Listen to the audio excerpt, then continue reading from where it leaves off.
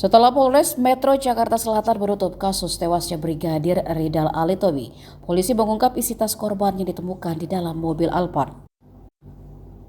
Kasat Reskrim Polres Metro Jakarta Selatan AKBP Bintoro menerangkan dalam tas anggota Satlantas Polresta Manado itu ditemukan 3 bungkus antiseptik tisu merek Magic Power dan surat izin senjata, buku tabungan hingga 7 lembar mata uang asing Thailand.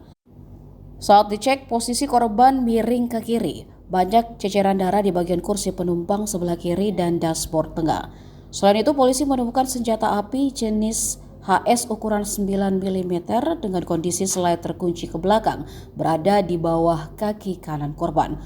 Polisi juga menemukan 7 butir peluru ukuran 9 mm di bagian dashboard tengah mobil.